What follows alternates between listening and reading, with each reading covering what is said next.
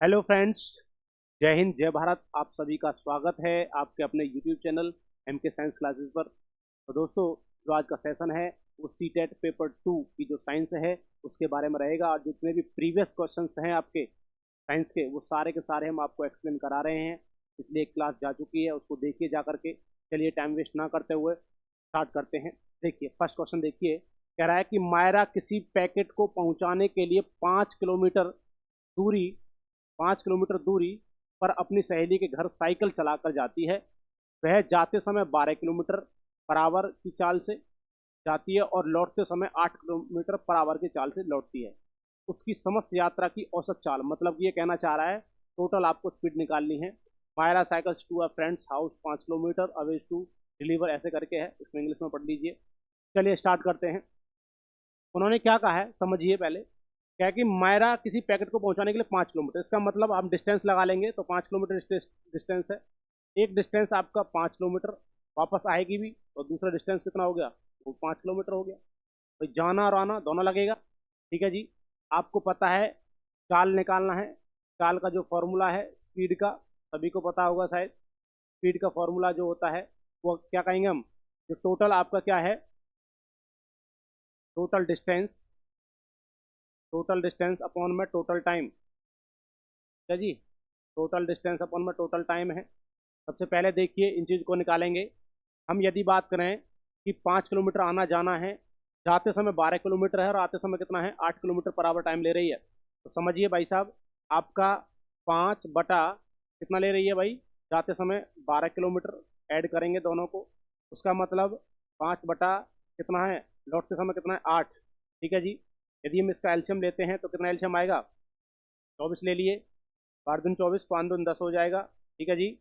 उसके बाद 8 तिया 24, 5 तिया 15 हो जाएगा। ओवरऑल आपका कितना हो जाएगा, 25/24। ठीक है जी।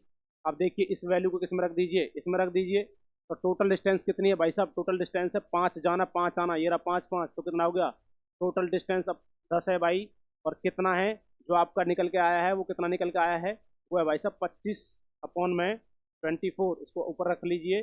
तो 10 × 24/24 आप इसको करेंगे तो भाई साहब कितना होगा, 24025। आप इसको काटेंगे तो कितना होगा, 25 × 225 हो गया। ठीक है जी। बचता कितना है, और 25 × 150। ठीक है जी, 15 बचता है, 0 हो गया। तो 25 × 150, तो आंसर कौन सा होगा भाई साहब, आपका आंसर नंबर सेकंड होगा दोस्तों। ठीक है जी, बिल्कुल समझ में आया होगा। चलिए अगले क्वेश्चन की तरफ चलते हैं टाइम वेस्ट ना करते हुए। अगला क्वेश्चन है आपके सामने, निम्नलिखित में से किस समुच्चय में केवल दूरी मापने के मात्रक हैं, मतलब कि जो आपके डिस्टेंस को मापने के मात्रक कौन कौन से होते हैं। भाइयों वीडियो अच्छी लग रही है तो चैनल को लाइक शेयर सब्सक्राइब करते रहें। ठीक है जी। चलिए, क्या है कि दूरी को मापने का मात्रक क्या है, मीटर है, प्रकाश वर्ष है, हर्ज है। देखो यहाँ ये गलती है। हर्ज जो होता है ये आपकी किसकी यूनिट होती है, ये तो भाई साहब फ्रीक्वेंसी है, इसकी है फ्रीक्वेंसी की, तो ये तो होगा नहीं भाई। ठीक है जी, ये तो गलत हो गया। आगे देखा है वालिस, जिसको हम बोलते हैं क्यूबिट। ठीक है जी, क्यूबिट हो गया, वर्ष हो गया, प्रकाश वर्ष। यहाँ पर ये गलती होगी, यहाँ पर क्या दे दिया, ईयर दे दिया है, और भाई ईयर से आपका दूरी नहीं मापते, ये भी गलत हो गया। ठीक है दोस्तों। आगे देखिए, वालिस मीटर प्रकाश वर्ष, इसका मतलब प्रकाश वर्ष भी दूरी को मापने का एक यूनिट है, और मीटर भी, और बलिस्ट भी हम कह सकते हैं मीटर। हर्ज, हाँ हर्ज भी गलती है, तो ध्यान रखना। जो बलिस्ट होता है ना, एक प्रकार से हम हाथ से मापने की यूनिट होती है। ठीक है, ध्यान रखें। इसको हम बोलते हैं ना क्यूबिट, तो ये क्यूबिट होती है। तो इसका आंसर जो होता है मेरे दोस्तों, वो कौन सा आंसर होगा, थर्ड। कौन सा आंसर होगा मेरे भाइयों, थर्ड आंसर होगा इसका। ठीक है जी। 62 का आंसर जो होगा वो क्या होगा, थर्ड आंसर होगा। अगले क्वेश्चन की तरफ चलिए। समीर अपने कंचे गोली को फर्श पर बिछे 3 विभिन्न पृष्ठों सतहों को तनी हुई सेलोफोन सीट, एक है, एक कालीन है और एक समाचार पत्र पर लटकाता है। भैया ऐसा उनका फर्श है, उस पर कंचे हैं और उस पर रख दिया है। पहले क्या रखा है, एक रखी है तनी हुई सेलोफोन सीट है, एक कालीन है और एक समाचार पत्र है। उनको लटकाता है तो कंचे पर लगने वाला घर्षण बल बढ़ते क्रम में, इसका मतलब सबसे कम घर्षण बल किस पे लगेगा, सबसे ज्यादा घर्षण बल किस पे लगेगा, और उससे ज्यादा घर्षण बल किस पे लगेगा। भाई किसकी बात कर रहा है, इंक्रीजिंग ऑर्डर की बात कर रहा है, तो हम कह सकते हैं असेंडिंग ऑर्डर। ठीक है जी। तो देखिए भाई साहब, समाचार पत्र सेलोफोन सीट कालीन नहीं है जी, ये आंसर इसका। समाचार पत्र कालीन सेलोफोन सीट, चलिए ये भी इसका क्या होगा आंसर, नहीं होगा। इसका आंसर जो होगा भाई साहब सेलोफोन सीट, ये होगा, इस पर कम फ्रैक्शन है, तो उससे ज़्यादा फ्रैक्शन किस पर होगा, समाचार पत्र पर, उससे ज़्यादा किस पर होगा, कालीन सीट पर होगा। तो इसका आंसर जो होगा मेरे भाई हो वो कौन सा होगा, थर्ड होगा। ये जनरल क्वेश्चन है भाई से, इसमें कोई टॉपिक वाली चीज़ नहीं है, ठीक है, जब मैं इसको एक्सप्लेन कर सकूँ, इसमें कोई ऐसी चीज़ नहीं है। तो ये आपकी क्या है, आपके आईक्यू लेवल को चेक करता है कि आपके अंदर कितनी समझ होती है। चलिए टाइम वेस्ट ना करते वाला क्वेश्चन देखिए, निम्नलिखित में से कौन पेट्रोलियम का उपोत्पाद नहीं है। भाई इनमें से बायो प्रोडक्ट नहीं है, किसका, पेट्रोलियम का। तो ध्यान रखना, पेट्रोलियम जो होता है एक कच्चा काला घोल होता है, ठीक है जी, जिससे आपके क्या क्या प्राप्त किए जाते हैं, आपके पेट्रोल, डीजल, केरोसिन, मिट्टी का तेल। तो ध्यान रखना, मैराफिन, ये सभी प्राप्त होते हैं, ठीक है जी। तो ध्यान रखना, पैराफिन मोम जिसको हम बोलते हैं पैराफिन वैक्स, फर्स्ट, सेकंड है कोक, थर्ड है बिटुमेन, और फोर्थ है स्नेक तेल। तो ध्यान रखें भाई साहब, पैराफिन मोम भी आपका पेट्रोलियम से प्राप्त किया जाता है। आपका जो कोक है ये नहीं प्राप्त किया जाता। बिटुमेन भी आपका प्राप्त किया जाता है किससे, पेट्रोलियम से। और स्नेक तेल भी किससे प्राप्त किया जाता है, आपका पेट्रोलियम से प्राप्त किया जाता है। तो ध्यान रखना, इसका आंसर जो होगा वो होगा कोक, क्योंकि ये कोक एक जो है ये आपकी कोयले की एक प्रजाति हम कह सकते हैं, कोयला को कहते हैं, ठीक है जी। कोयला जो होता है इसको कोक बोला जाता है, तो उसका पेट्रोलियम से कोई संबंध नहीं होता मेरे दोस्तों। तो ध्यान रखें, यहाँ पर मैं आपको लिखवा रहा हूँ कि पेट्रोलियम से कौन कौन सा चीज निकलता है। पेट्रोलियम से, तो पेट्रोलियम से क्या क्या मिलता है, देखिए उसको हम बोलते हैं इसको बोलते हैं काला, इसको क्या बोला जाता है, काला, काला गाढ़ा घोल बोला जाता है इसको।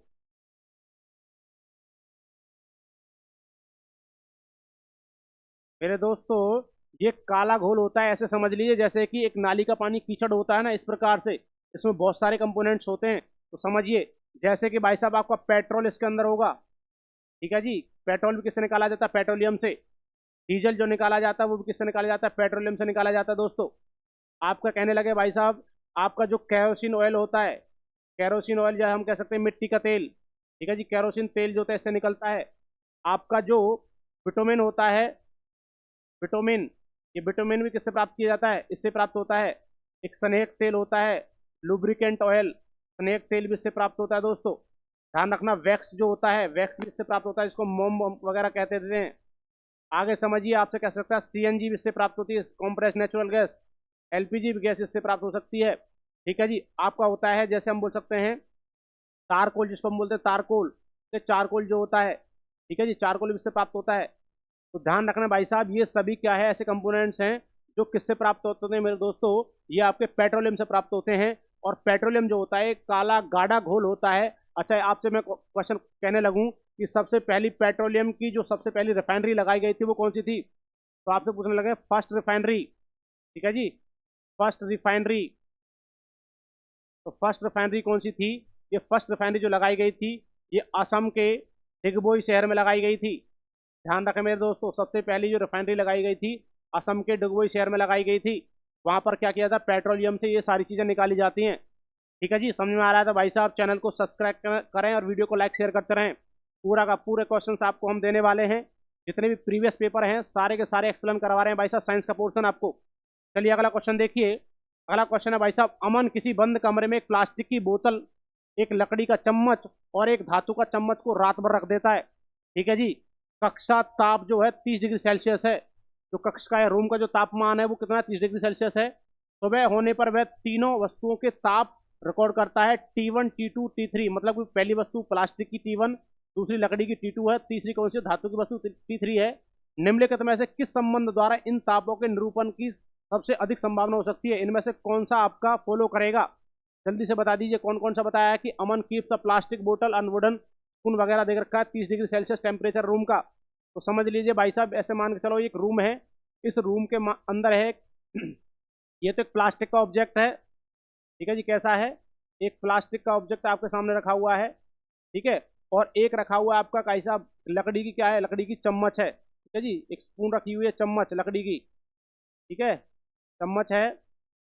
और एक क्या रखा हुआ है भाई साहब आपका, एक रखा हुआ है आपका धातु का चम्मच रखा हुआ है। मतलब एक किसकी है भाई साहब, लोहे की लगा सकते हो, किसी की चम्मच रखी हुई है। तो ये कहना चाह रहा है इनमें से कौन सा फॉलो होगा। ऐसा मान के चलो भाई साहब, जब रूम के अंदर जो चीजें रखी हुई होती हैं वो सारा का सारा कैसा होता है, सेम टेम्परेचर, जितना टेम्परेचर आपका रूम का टेम्परेचर है सभी का तापमान किसका रहेगा, समान रहेगा। बहुत से बच्चे ये कहेंगे भाई साहब जो आपका आयरन होता है उसमें कंडक्शन प्रोसेस के माध्यम से भाई साहब हीट ज़्यादा ठंडा हो जाएगा, गर्म हो जाएगा, ऐसा सोच रहे होंगे आप। ऐसा नहीं होता, बिल्कुल भी ध्यान रखें। तो विशेष तौर पर ध्यान रखें, क्योंकि सभी का तापमान सेम रहेगा। ऐसे मान के चलो आपका रूम का टेम्परेचर जो है, जैसे मान के चलो 27 डिग्री या 30 डिग्री सेल्सियस है, तो उतना ही तापमान लकड़ी की चम्मच का रहेगा, उतना ही तापमान जो आपकी धातु की चम्मच है उसका रहेगा, और उतना ही तापमान किसका रहेगा, जो प्लास्टिक की बोतल है, सभी का टेम्परेचर सेम रहेगा। आप घर में एसी चलाते हो तो जितना तापमान आपके बॉडी का बार बार आप टच करोगे तो ठंडा होते रहते हैं ना, ऐसे ही आपका जो चेयर होगी आयरन की है तो वो भी उतनी ठंडी है जितना आपकी बॉडी ठंडी हो रही है ना जी। और उतना ही क्या होगा, आपको कोई भी ऑब्जेक्ट होगा, प्लास्टिक की बोतल है, वो भी इतनी ठंडी है। तो ध्यान रखना, सभी क्या होते हैं, इक्वल होते हैं। तो T1 बराबर होता है T2 को, T3 बराबर होता है, ठीक है जी। T1 equal to T2 equal to T3। तो विशेष तौर पर ध्यान रखें, इसका आंसर जो होगा वो कौन सा होगा, फर्स्ट होगा मेरे दोस्तों। चलिए अगला क्वेश्चन देखिए। अगला क्वेश्चन है भाई साहब आपका, निम्नलिखित जीवों में से कौन प्रकाश संश्लेषण द्वारा अपना भोजन बनाता है, ठीक है जी। तो भाई साहब बताइए, विच of the following organism can prepare their own food by the photosynthesis. सभी को पता है कि जी फोटोसिंथेसिस प्रोसेस जो होती है वो किसमें होती है, हरे पौधों में, ठीक है जी। हरे पौधों में फोटोसिंथेसिस प्रोसेस होती है, जिसको हम बोलते हैं प्रकाश संश्लेषण। प्रकाश संश्लेषण होता है मेरे दोस्तों। आपको पता है प्रकाश संश्लेषण की प्रोसेस होती है। आपको पता है ये पेड़ पौधे क्या लेते हैं, कार्बन डाइऑक्साइड लेते हैं, प्लस में जल लेते हैं, और भाई साहब किसकी प्रेजेंस में, सनलाइट होगा, सनलाइट होगी, प्लस में क्या होगा भाई साहब आपका, क्लोरोफिल होगा। क्या होगा मेरे दोस्तों, क्लोरोफिल होगा। और आपका जो उत्पाद बनेगा, जो प्रोडक्ट बनेगा, वो बनेगा C6H12O6 ग्लूकोज बनेगा, प्लस में ऑक्सीजन बनेगा, और प्लस में जल बनेगा। ये बैलेंस भी होती है। तो ध्यान रखना, ये फोटोसिंथेसिस प्रोसेस है, और ये केवल किसमें होती है मेरे दोस्तों, हरे पौधों के अंदर होती है। तो समझिए भाई, तो इसमें किसमें होगा, तो इसका मतलब जो शैवाल होते हैं हरे पौधे के अंदर आते हैं, हरे पौधों में, ठीक है जी। शैवाल को काइयम कह सकते हैं। जो आपकी एल्गी वगैरह होती है, कवक में बिल्कुल नहीं होता है, राइजोबियम नहीं होते। तो बैक्टीरिया भाई साहब, और वायरस तो भाई साहब दूसरों पर डिपेंड ही होता है, ऑटोमेटिक सी बात है, ठीक है जी। वायरस डिपेंड होता है दूसरों पर। आपसे पूछने लगे वायरस के खोजकर्ता, तो इसके वायरस के जो खोजकर्ता हैं वो भाई साहब इवॉन विस्की। भाई साहब इनसे ही क्वेश्चन पूछे जाते हैं। इवॉन विस्की, वायरस के खोजकर्ता इवॉन विस्की हैं, ठीक है जी। राइजोबियम बैक्टीरिया जो होता है, राइजोबियम नाम का एक बैक्टीरिया होता है, बैक्टीरिया। और ये बैक्टीरिया जो पाया जाता है भाई साहब, वो किसके अंदर पाया जाता है, वो फलीदार, फलीदार फसलों में, फलीदार फसलों में। और फलीदार जो फसल होती हैं, आपका आपका जो होता है भाई, कौन सा हो गया, दाल हो गया, चना हो गया, ठीक है, मूंग हो गया, मसूर हो गया, ये सभी कैसी होती हैं, फलीदार फसल होती हैं। चलिए, और कवक जो होता है, कवक आपका क्या होता है, ये आपका फंगी है, ठीक है जी, इसके अंदर नहीं होगा। तो इसका मतलब क्या कहना चाह रहा है भाई साहब, इनमें से प्रकाश संश्लेषण किसमें होता है, जो भोजन बना सकता है। तो ध्यान रखना वो कौन सा होगा, ए आंसर होगा। इसका मतलब एल्गी होगा मेरे दोस्तों। कौन सा होगा, एल्गी होगा भाई साहब, ठीक है जी। चलिए आगे की तरफ चलिए, अगला क्वेश्चन देखिए। अगला क्वेश्चन है 68। निम्नलिखित में से लक्षण ध्रुवीय भालू को चरम शीत अवस्थाओं का अनुकूल बनाने में सहायता करता है। इसका मतलब, विच of the following features help polar bear adapt in a extreme cold condition, ठीक है जी। तो इसका मतलब ये कहना चाह रहा है कि जो ध्रुवीय भालू होता है, सर्दियों के समय में उसके शरीर के अकॉर्डिंग क्या क्या चीज उसके अनुकूल होती हैं, ठीक है जी। तो भालू का अकॉर्डिंग देखिए, सभी को पता है सफेद भालू जो होता है, पहले समझ लीजिए सफेद भालू के बारे में। जो सफेद भालू होगा, सफेद भालू, सफेद भालू जो होगा मेरे दोस्तों, ये आपका ध्रुवीय भालू होता है। इसका मतलब ध्रुवीय भालू, इसका मतलब भाई, ये जो आपका अंटार्कटिका वाला इलाका है, अंटार्कटिका वाला इलाका जो है ना, अंटार्कटिका वाला इलाका जो है उसमें पाया जाता है। और ये कैसा होगा, सफेद होगा, ध्रुवीय भालू होगा। और ध्यान रखना, सफेद भालू सबसे बड़ा भालू भी है, सबसे बड़ा भालू है ये, सबसे बड़ा भालू भी है, और सबसे बड़ा मांसा भक्षी भी है। ये सबसे बड़ा मांसाहारी है, सबसे बड़ा मांसा मांसाहारी, ठीक है जी। ये कैसा होता है, मांसाहारी होता है, मतलब कि मांस खाने वाला भी होता है, ठीक है जी। तो कौन सा होता है, सफेद भालू होता है, ध्रुवीय भालू कहते हैं इसको, अंटार्कटिका में पाया जाता है, सबसे बड़ा भालू है, और ये सबसे बड़ा मांसाहारी होता है। इसके अंदर जो वेट होता है मेरे दोस्तों, वो लगभग 300, 350 कह सकते हैं, 380 से लेकर और 670 केजी तक होता है। इसके अंदर जो वेट होता है, किसके अंदर, व्हाइट भालू के अंदर, ठीक है जी। और ध्यान रखना, इसके नुकीले नाखून होते हैं, नुकीले नाखून, नुकीले नाखून क्यों होते हैं भाई साहब, ये इसलिए होते हैं क्योंकि नुकीले नाखून से अपना जो अपना उसका शिकार होता है उसको फाड़ने का काम करेगा। दूसरा ये अपनी पकड़ बना के रखता है नाखूनों से, ठीक है जी, विशेष तौर पर ध्यान रखें। और जो सूंघने की क्षमता बहुत तेज होती है भाई साहब, सूंघने की क्षमता जो होती है, सूंघने की क्षमता जो होती है ज़्यादा होती है, सूंघने की क्षमता जो होगी वो कैसी होगी, क्षमता ज़्यादा होती है इसकी, ठीक है जी। तो ध्यान रखें, बहुत सारी चीज़ें हैं, तो समझिए। सफ़ेद बाल बिल्कुल सफ़ेद होते हैं, चपटे पैर नहीं होंगे भाई साहब, चपटे पैर होंगे तो भाई साहब फिसल के गिर सकता है। त्वचा के नीचे वसा की परत बिल्कुल होती है, फैटी होता है भाई साहब, ध्यान रखें। वाइट फर होंगे, बिल्कुल सही बात है। फ्लैट फीट नहीं होंगे, और फैट अंडर स्किन, फैट तो होता है भाई साहब इसके अंदर, नहीं तो इसको सर्दी में मर जाएगा ये, क्योंकि ध्रुवीय भालू होता है, बर्फीले इलाके में पाया जाएगा।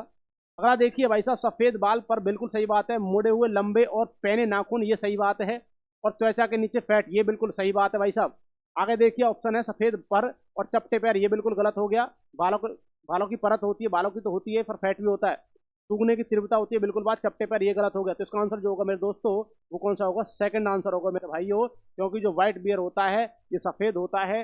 दूसरा, इसके मुड़े हुए लंबे पैने पैने क्या होते हैं, नाखून होते हैं। और प्लस में इसकी त्वचा के नीचे क्या होता है, फैट होता है, जो उसको सर्दी से बताता है, हीट बना के रखता है। चलिए अगला क्वेश्चन देखिए। अगला क्वेश्चन है 69, दूध में निम्नलिखित में से कौन से पोषक तत्व होते हैं। दूध में which of the following nutrients are present in milk, कौन से न्यूट्रिएंट्स होते हैं जो दूध के अंदर प्रेजेंट होंगे। तो समझिए भाई साहब, कौन सा, प्रोटीन, कैल्शियम, विटामिन डी, चलो मान लिया। देखिए आगे है प्रोटीन, विटामिन सी। देखो विटामिन सी तो बिल्कुल दूध में होता ही नहीं है, जहां जहां विटामिन सी होता है वहां काट दीजिए। आपको भाई साहब यदि विटामिन के बारे में पढ़ना है तो आपको चैनल को देखिए, वहां पर आपका पूरा विटामिन के बारे में, प्रोटीन के बारे में, कार्बोहाइड्रेट्स के बारे में पूरा का पूरा टॉपिक पढ़ा हुआ है, पूरा का पूरा एक्सप्लेन कर रखा है। एक बार में समझ में आ जाएगा भाई साहब, कौन कौन सी विटामिन की कमी से कौन सी डिसीज होती है, किसका नाम, रासायनिक नाम क्या होता है, ठीक है, खोजकर्ता कौन है, सारा कुछ बता रखा है। तो विटामिन सी तो भाई साहब दूध से बिल्कुल नहीं मिलेगा, तो सी जहाँ है वो काट दीजिए, बिल्कुल खत्म हो गया। उसके बाद बचता है ऑप्शन ए और ऑप्शन फोर्थ, ठीक है जी। प्रोटीन, कैल्शियम, विटामिन डी होता है। प्रोटीन होता है दूध में, आयरन होता है, विटामिन नहीं होता दूध में, ध्यान रखें, ठीक है जी। इसका मतलब कौन सा होगा, तो भाई साहब ध्यान रखना, इसका आंसर होगा वो कौन सा होगा, ए होगा। दूध के अंदर प्रोटीन भी पाया जाता है, क्योंकि आपने पता होगा दूध में कौन सा प्रोटीन होता है, समझिए। दूध में प्रोटीन, आपसे पूछने लगे दूध में कौन सा प्रोटीन होता है, तो मेरे दोस्तों दूध में प्रोटीन जो होता है उसका नाम होता है कैसीन। क्या नाम है, कैसीन प्रोटीन होता है मेरे दोस्तों, क्या होता है, कैसीन प्रोटीन होता है दूध के अंदर। उसके बाद कह रहा है कैल्शियम, बिल्कुल दूध के अंदर कैल्शियम होता है। कहते हैं बच्चों से भाई साहब दूध पिया करो, हड्डी मजबूत हो जाएंगी आपकी, ठीक है जी। और विटामिन डी भी जो होता है वो क्या होता है, दूध के अंदर पाया जाता है। तो विशेष तौर पर ध्यान रखें, इसका आंसर जो होगा वो कौन सा होगा, ए आंसर होगा दोस्तों, कौन सा होगा, ए आंसर होगा, ठीक है जी। विशेष तौर पर ध्यान रखें। वैसे विटामिन डी जो होती है वो हमें कहाँ से मिलती है, वो हमें सूर्य के प्रकाश से मिलती है। तो विटामिन डी जो होती है वो संश्लेषित की जाती है। चलिए अगला क्वेश्चन देखिए, बड़ा आसान क्वेश्चन है। ये कह रहा है पूर्तिरोधी या रोगानुरोधक के रूप में घावों पर लगाए जाने वाला बैंगनी रंग के विलयन में कौन सी अधातु होती है। The non metal used in the purple colour solution applied on wound as antiseptic, मतलब कि इसका मतलब ये कहना चाह रहा है, जब आपको कोई चोट लग जाती है आप उस पर एंटीसेप्टिक के तौर पर एक दवाई यूज करते हो, उसमें एक अधातु मिलाते हो, कोई भी एक नॉन मेटल मिलाते हो, तो उस नॉन मेटल का नाम बता दीजिए। पहले तो मैं ये बता दूं भाई साहब, क्लोरीन, आयोडीन, ब्रोमीन, ये सभी क्या है, नॉन मेटल हैं। क्या है, नॉन मेटल है भाई, अधातुएं हैं, ये कैसी हैं, अधातु हैं भाई, विशेष तौर पर ध्यान रखें।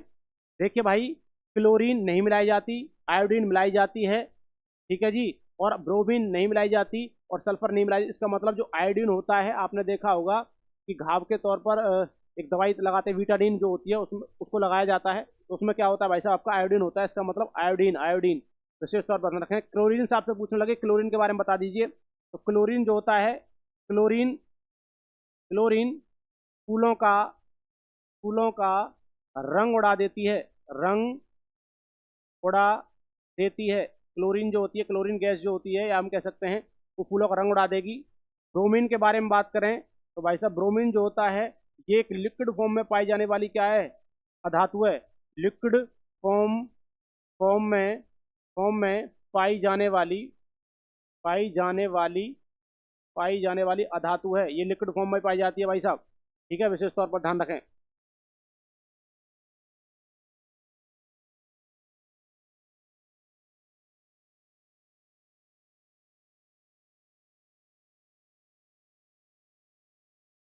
ठीक है जी बच्चों, चलिए, तो ध्यान रखना, क्लोरीन के बारे में बता दिया, ब्रोमीन के बारे में बता दिया। तो लिक्विड फॉर्म में पाई जाने वाली धातु जो होती है ब्रोमीन होती है। ठीक है जी। तो विशेष तौर पर ध्यान रखें, तो इसका आंसर जो होगा आयोडीन। आयोडीन को किसके रूप में प्रयोग किया जाता है भाई साहब? आपका एंटीसेप्टिक के रूप में प्रयोग किया जाता है। अगला क्वेश्चन देखिए, वायु के संबंध में नीचे दिया गया कौन सा कथन सही नहीं है, कौन सा कथन गलत है? Which of the following statements regarding air is incorrect? Air के रिगार्डिंग कौन सा गलत होता है? तो देखिए, पहली बात हम करते हैं, वायु में भार होता है, तो बात बिल्कुल सही है भाई साहब, वायु में बिल्कुल भार होगा यार। वायु जो होती है ये तो हम कह सकते हैं भाई, इसको स्पेस तो घेरती है, एयर भी स्पेस घेरती है, ठीक है जी बच्चों। परंतु हम कह सकते हैं एयर स्पेस भी घेरती है, भार भी होता है, वॉल्यूम भी होता है, परंतु ये कह सकते हैं फिक्स शेप नहीं होती एयर की, ये बात मान लेते हैं यदि कहता तो, परंतु इसमें भार का तो होता है। तो मृदा में वायु उपस्थित नहीं होती है, बात गलत है भाई साहब। मिट्टी के अंदर एयर जरूर होगी भाई, एयर नहीं होगी तो दिक्कत होगी ना। तो एयर के अंदर जो होता है, मतलब कि एयर जो होगी मिट्टी के अंदर होती है। जल चक्र में वायु की महत्वपूर्ण भूमिका होती है भाई साहब, जल चक्र में वायु की महत्वपूर्ण भूमिका है, और वायु स्थान घेरती है, बिल्कुल सही बात है। तो इसका आंसर जो होगा, कथन गलत की बात कर रहा है, तो वैसे इसमें से कथन जो गलत है वो है मृदा में वायु उपस्थित नहीं होती। भाई साहब वायु उपस्थित होती है मिट्टी के अंदर, ठीक है जी। विशेष तौर पर ध्यान रखें, क्योंकि आपके कुछ ऐसे इंसेक्ट्स होते हैं, ऐसे कीट होते हैं जो मिट्टी के अंदर ही रहते हैं। अब वो सांस कहाँ से लेंगे भाई? भाई वो बाहर तो नहीं निकल रहे, तो मिट्टी के अंदर एयर जो होती है उसको लेते हैं, और किससे लेते हैं? विंड पाइप, इसका मतलब ट्रैकिया से लेते हैं, ध्यान रखना भाई। इसका आंसर क्या होगा? सेकंड आंसर होगा मेरे दोस्तों, क्या होगा? सेकंड आंसर होगा, ठीक है जी। आगे की तरफ चलिए, अगला क्वेश्चन देखिए, क्वेश्चन नंबर 72 है, स्तंभ ए में दिए गए पाचन तंत्र के अंगों और स्तंभ बी में दिए गए उनके कार्यों को नीचे दिया गया है, मिलान करिए। स्तंभ ए है, स्तंभ बी।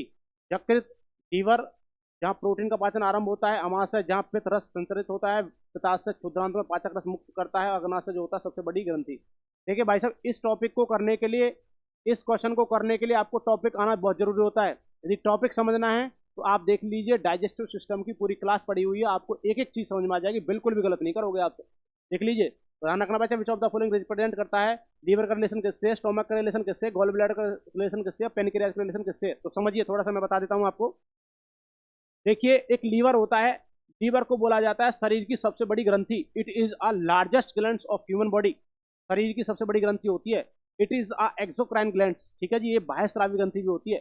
तो ध्यान रखिए, इसमें से देख लीजिए कोई बात मिल रही है, हाँ तो मिल रही है भाई साहब, ये हो गया, कौन सा हो गया आपका? फोर्थ हो गया।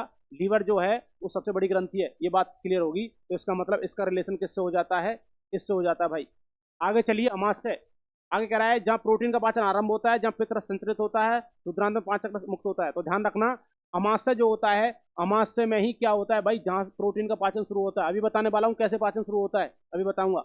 अमाशय में क्या होता है? प्रोटीन का पाचन शुरू होगा। और पित्ताशय जो होगा, ये भाई साहब पित्त रस को इकट्ठा करने का काम करता है, जिसको हम बोलते हैं बाइल जूस।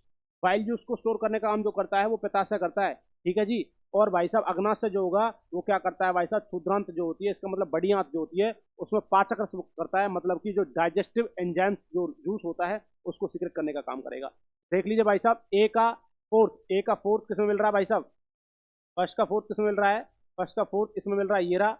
उसके बाद अमाशय, अमाशय का फर्स्ट है तो इसमें मिल रहा है, और भाई साहब पित्ताशय है, सेकंड है, और इसका मतलब इसका थर्ड। इसका आंसर जो हो गया वो सेकंड आंसर हो जाता है मेरे दोस्तों। कौन सा आंसर हो जाता है? सेकंड आंसर हो जाता है, ठीक है जी बच्चों, बिल्कुल समझ में आ रहा होगा। थोड़ा सा समझिए, मैं आपको बता देता हूँ यहीं पर, चलो यहीं पर बता देता हूँ, समझिए क्वेश्चन, समझिए आप यहीं पर। तो मैं आपको कहने लगूँ लीवर के बारे में, यहाँ समझिए, लीवर के बारे में आपसे कहने लगे तो लीवर जो होती है, इसका जो वेट होता है वो 1.5 kg होता है दोस्तों, ठीक है जी। और क्या होगा, ये सबसे बड़ी ग्रंथि है, सबसे बड़ी ग्रंथि है। It is a biggest gland, exocrine होती है भाई, सबसे बड़ी ग्रंथि है, ठीक है जी। और सुन लीजिए लीवर के बारे में, ये क्या करता है? बाइल जूस का सिक्रेशन करता है, बाइल जूस का, बाइल जूस का स्त्रावन, बाइल जूस का निकालना करता है, ठीक है जी। और ये बाइल जूस जो स्टोर होता है वो कहाँ होता है? गॉल ब्लैडर के अंदर। कहाँ होता है? गॉल ब्लैडर के अंदर आपका स्टोर होता है। कौन होता है भाई साहब? गॉल ब्लैडर के अंदर स्टोर होगा कौन? आपका जो बाइल जूस होता है। और गॉल ब्लैडर की आपसे शेप पूछने लगे तो ये होती है नाशपाती के शेप की, नाशपाती के शेप की होती है, ध्यान रखें भाई, ठीक है जी, समझ में आ रहा होगा। चलिए और समझिए, अमाशय जो होता है, अमाशय से प्रोटीन का पाचन होता है। तो सुन लीजिए भाई साहब, यहीं से शुरू होता है।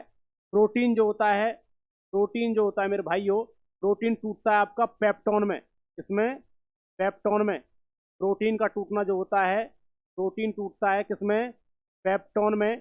और पेप्टोन में जब टूटेगा तो भाई साहब जो तोड़ने वाला जो एंजाइम होता है वो होता है आपका पेप्सिन। क्या होता है? पेप्सिन एंजाइम होता है, पेप्सिन। ये पेप्सिन एंजाइम यहाँ तोड़ने का काम करेगा। सबसे पहले पाचन जो शुरू होता है प्रोटीन कहाँ से शुरू होता है दोस्तों, वो आपका अमाशय से होता है। आगे समझिए पित्ताशय के बारे में, ये आपके नाशपाती के शेप का होता है और ये इसका काम होता है बाइल जूस का स्टोर करना। समझ में आ रहा होगा दोस्तों। और आगे देखिए अग्नाशय, अग्नाशय जिसको हम बोलते हैं पेनक्रियाज, ठीक है जी। और इस पेनक्रियाज की हम बात करें तो विशेष तौर पर ध्यान रखें, ये पेनक्रियाटिक जूस निकालती है, पेनक्रियाटिक जूस। अच्छा, पेनक्रियाटिक जो जूस होता है, ठीक है, इसमें बहुत सारी चीज़ें होती हैं। इसमें कुछ सेल्स भी होती है 4 प्रकार की, अल्फा बीटा एफ सेल्स जो होती हैं, और इसमें इंसुलिन हार्मोन्स वगैरह, ठीक है, सारे हार्मोन्स निकलते हैं, ट्रिप्सिन एंजाइम्स निकलते हैं।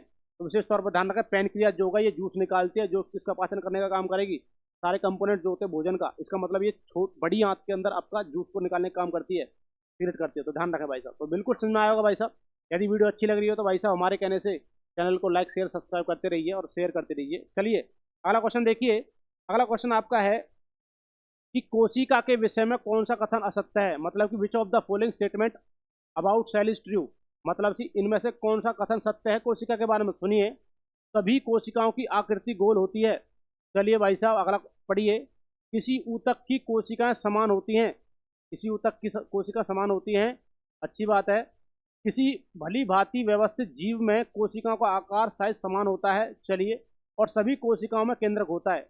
All cells are round in shape, भाई साहब ये बिल्कुल बात जो होती है गलत होती है, क्योंकि कोशिकाओं की जो शेप होती है वो कैसी होती है, गोल नहीं होती। क्यों, समझ लीजिए। क्योंकि भाई साहब आपकी आरबीसी की जो शेप है, आरबीसी की शेप जो है वो तो भाई साहब कैसी है, हम कह सकते हैं बाई कॉनकेव है ना, बाई कॉनकेव है उसकी शेप तो, ठीक है जी। तो ये बात तो गलत होगी ना, आरबीसी तो सेल ही होती है, कॉर्पोस्केल्स बोलते हैं। ये बात गलत है भाई साहब, सबकी शेप सेम नहीं होती, मतलब गोल नहीं होती। उसके बाद कह रहा है कि size of the cell is same in a well organized organism, ठीक है। तो कहना चाह रहा है कि भली भांति जीव में कोशिकाओं का आकार साइज समान होता है ना भाई, सभी जीवों का जो कोशिकाओं का आकार सेम कैसे होगा, ये बात गलत है। क्योंकि भाई साहब आपने देखा होगा माइक्रोप्लाज्मा ग्लाइसेप्टिमा बहुत छोटा बैक्टीरिया है भाई, एक तो बड़ी सेल हो गई। देखो मैं कहने लगूं, एक होता है माइक्रोप्लाज्मा ग्लाइसेप्टिमा में एक बैक्टीरिया है, ये तो भाई साहब बहुत छोटा होता है, ये म्यू मीटर के 0.00004 म्यू मीटर के आसपास होगा, तो बहुत छोटा है। परंतु मैं बात करूं एक सेल ही तो होती है, ये क्या होता है, ये आपका यूनिसेलुलर है ना, यूनिसेलुलर है ना, एक कोश के जीव है। और मैं कहने लगूं एक कोश की और दूसरा नाम दे दूं, जैसे मान के चलो आपका होगा न्यूरॉन, क्या हो गया, न्यूरॉन, ये भी तो एक ही है, और ये तो भाई साहब बहुत लंबी होती है। तो ध्यान रखना भाई साहब उनका समान आकार नहीं होता। अगला देखिए, सभी कोशिकाओं में केंद्रक होता है, नहीं गलत बात है भाई साहब, सभी कोशिकाओं में कहाँ होता है केंद्रक, देखिए मैं यहीं लिख देता हूँ, आरबीसी में कहाँ केंद्रक होता है, आरबीसी में केंद्रक नहीं होता, केंद्रक नहीं होता। और ये कह रहा है भाई साहब कि होता है, ये बात तो गलत होगी ना। परंतु अपवाद भी आरबीसी होता है, ऊंट और लांबा के आरबीसी में क्या पाया जाता है, आपका केंद्रक पाया जाता है। परंतु प्रत्येक जो आपका मेमल्स होगा उसके अंदर क्या होता है, आरबीसी के अंदर क्या नहीं पाया जाता, केंद्रक नहीं पाया जाता। बहुत सारी चीजें हैं, देखो डब्ल्यूबीसी के अंदर कहते हैं, डब्ल्यूबीसी में होता है केंद्रक, डब्ल्यूबीसी में केंद्रक होता है। और देखो उसमें मैं कह दूं कि भाई साहब आपका होता है प्लेटलेट्स, है ना, प्लेटलेट्स जो होती हैं, जो प्लेटलेट्स होती है उसमें कहाँ होता है केंद्रक, केंद्रक नहीं होता। ये बात तो उसने गलत कही भाई, केंद्रक नहीं होता, कहाँ होता है प्लेटलेट्स में। तो विशेष तौर पर ध्यान रखें भाई। तो उसका आंसर जो होगा किसी ऊतक की कोशिका समान होती है, हाँ ये कह सकते हैं भाई साहब, प्रत्येक ऊतक जो ऊतक होगा उसकी कोशिकाएं जो होती है वो समान होती है। क्योंकि आपको पता होगा, यहाँ समझिए, आपको ये बात पता होगी शायद मेरे हिसाब से, समझिए आपको पता है एक सेल होता है, सेल से मिलकर जब बहुत सारी सेल्स मिलेंगी तो आपका क्या बनेगा भाई साहब, आपका टिश्यू बनेगा। और भाई साहब टिश्यू से मिलकर आपका क्या बनेगा, बॉडी का ऑर्गन बनेगा, क्या बनेगा, बॉडी ऑर्गन बनेगा दोस्तों। और बॉडी ऑर्गन से मिलकर आपका क्या बनती है, संपूर्ण बॉडी या टोटल शरीर बनता है। तो ध्यान रखें, कुछ कोशिकाओं से मिलकर क्या बन रहा है, टिश्यू बन रहा है। तो ध्यान रखना, कोशिका की जो ऊतक की जो कोशिकाएं होती हैं वो कैसी होती है, समान होती हैं, ठीक है जी। तो ध्यान रखना समान कार्य होता है, सेम शेप की होती है, सभी चीज समान होती है, ठीक है। तो अगला क्वेश्चन देखिए, अगला क्वेश्चन है भाई, निम्नलिखित में से किनका उनकी जनन की विधा से सही मिलान किया जाता है। तो यीस्ट है, पटेटो आलू है, शैवाल एल्गी है, कवक फंगई है, ठीक है जी। इनमें से कौन सा मिलान करेगा। तो भाई साहब जो आपका यीस्ट होगा वो आपका मुकुलन विधि करेगा। तो कौन सा करेगा, तो यीस्ट का होगा मुकुलन, कौन सा होगा, मुकुलन, जिसको हम बोलते हैं बडिंग, यीस्ट काम करता है बडिंग पर। और भाई साहब आपका जो आलू होगा, आलू करता है आपका कायिक प्रवर्धन, जिसको हम बोलते हैं वेजिटेटिव प्रोपगेशन। और आपका जो शैवाल होगा वो काम करता है आपका खंडन, जिसको हम बोलते हैं फर्मेंटेशन। और आपका जो कवक होगा ये काम करता है भाई साहब का बीजाणु समांग या बीजाणु जनन, जिसको हम बोलते हैं फोर फॉर्मेशन। तो इसका आंसर देख लीजिए कौन सा होगा भाई साहब, ए का फोर्थ, बी का फर्स्ट, ठीक है, बी का फर्स्ट, ठीक है, ए का फोर्थ, ठीक है। तो आंसर कौन सा हो गया भाई साहब, आपका आंसर हो गया ए। कौन सा हो गया, आंसर नंबर ए होता है भाई साहब, ठीक है जी, बिल्कुल ध्यान रखें। इसको समझने के लिए आपको पूरा पूरा टॉपिक देखना पड़ेगा दोस्तों। चलिए अगला क्वेश्चन देखिए, निम्नलिखित में से कौन सा प्रदूषक ओजोन परत के अपक्षय के लिए उत्तरदायी है। मतलब हम कह रहा है which of the following pollutants are responsible for depletion of ozone layer, मतलब ओजोन परत को डिप्लेशन करने वाला कौन सा पॉल्यूटेंट, कौन सा प्रदूषक है। तो ध्यान रखें भाई साहब, ओजोन परत को प्रदूषण करने वाला, तो ध्यान रखना कार्बन डाइऑक्साइड, मोनो डाइऑक्साइड, ये बिल्कुल नहीं है भाई साहब। क्लोरोफ्लोरोकार्बन, आपको पता होगा सीएफसी, क्लोरोफ्लोरोकार्बन जो होता है ये आपको क्या करेगा भाई साहब, ओजोन परत का क्षरण करता है, ओजोन परत को डिप्लेट करता है। अम्लीय वर्षा बिल्कुल नहीं होती है, मीथेन कार्बन डाइऑक्साइड बिल्कुल नहीं होती है, ये आपकी ग्लोबल वार्मिंग में काम आती है, ठीक है, जो आपकी मीथेन और कार्बन डाइऑक्साइड वगैरह होती है। तो विशेष तौर पर ना क्लोरोफ्लोरोकार्बन होगा।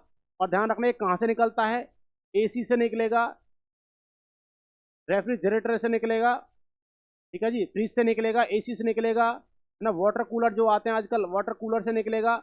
तो विशेष तौर पर ध्यान रखें जो आपकी ठंडी चीजें होती हैं इनसे निकलता है सीएफसी। और ये क्या करता है भाई साहब, ओजोन जो O3 होती है, O3 का डिप्लेशन करता है। ओजोन जो O3 है ये ऑक्सीजन का ही रूप है, इसका ऑक्सीजन का रूप।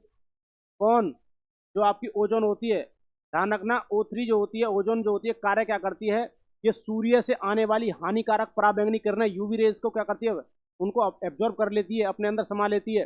अब मान के चलो ओजोन लेयर में डिप्लेशन हो जाए, क्षति हो जाए, तो भाई साहब वहां से आने पर जब वो आपके इस पर पृथ्वी पर आती हैं तो भाई साहब ह्यूमन को क्या हो जाएगा, ह्यूमन को क्या होगा, ह्यूमन को हो जाता है, मनुष्य को होगा स्किन कैंसर। क्या हो जाएगा दोस्तों, मनुष्य को क्या हो जाएगा,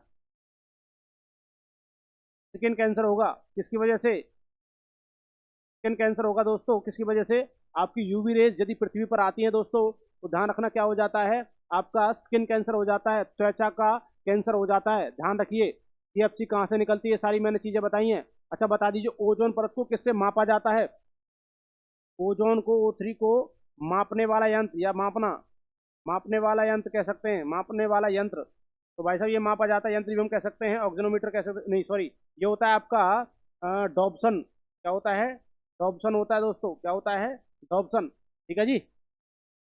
चलिए दोस्तों, यदि आपको इससे रिगार्डिंग नोट्स चाहिए, ये सारे नोट्स मैंने अपने हाथ से हैंड राइटिंग से लिखे हुए हैं, तो ध्यान रखिए आपको क्या करना है, 9992619864 पर आपको मैसेज करना है, इस तरह में ये नोट्स दे दीजिए, आपको नोट्स प्रोवाइड करा दिए जाएंगे, ठीक है जी।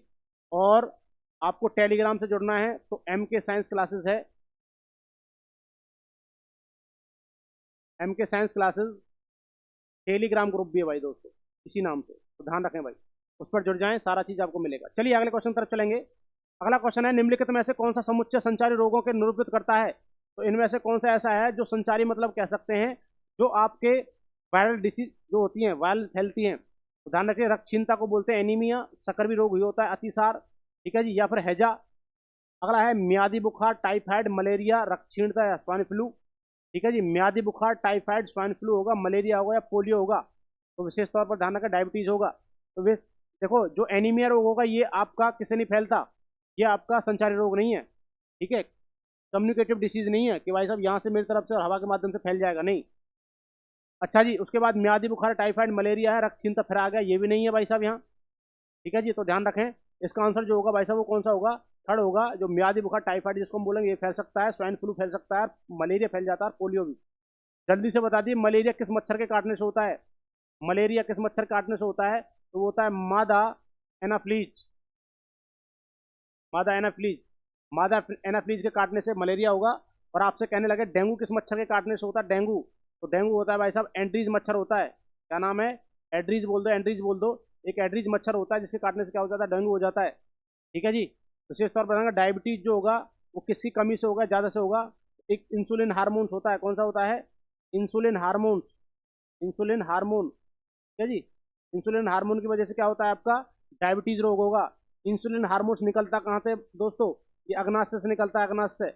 अग्नाशय को बोलते हैं पैनक्रियाज। कहाँ से निकलता है? पैनक्रियाज से निकलता है दोस्तों। ठीक है जी, पैनक्रियाज से, अग्नाशय से निकलता है इंसुलिन हार्मोन।